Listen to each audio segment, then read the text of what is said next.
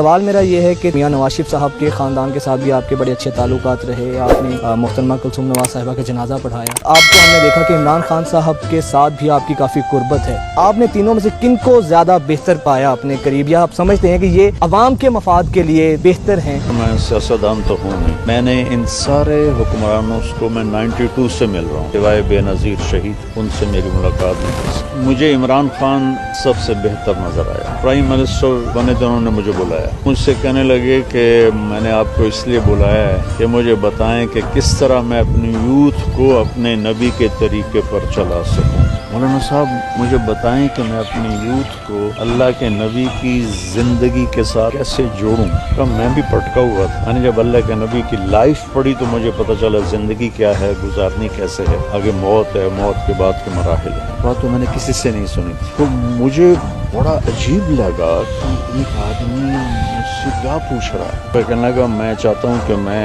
आपके बयान कॉलेजों में कराऊँ अपनी यूथ को। अच्छा, हाँ, ये इमरान खान साहब ने आपको कहा आप पाकिस्तानी यूथ को समझाएं कि ज़िंदगी बेकार नहीं है, ज़िंदगी का मकसद है। अस्सलाम वालेकुम नाज़रीन, 24 न्यूज़ के साथ मैं हूं आपका मेज़बान वजाहत खान। और नाज़रीन, आज हम जिस शख्सियत से आपका तारुफ करवाना चाह रहे हैं वो किसी भी तारुफ की मोहताज नहीं है।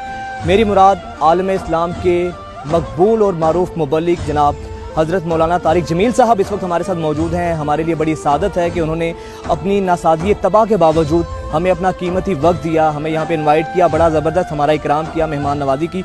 मौलाना बहुत शुक्रगुजार हैं हम आपके, आपने इतनी मसरूफ़ ज़िंदगी में से अपने हमारे लिए टाइम निकाला। हज़रत ये बताइएगा कि MTJ फाउंडेशन अब आपने आके बनाई है, बड़े लोगों ने सवालात किए कि आखिर क्यों, ये उलमाए कराम का तो शायद काम ही नहीं है, उनका काम ही दीनदारी है।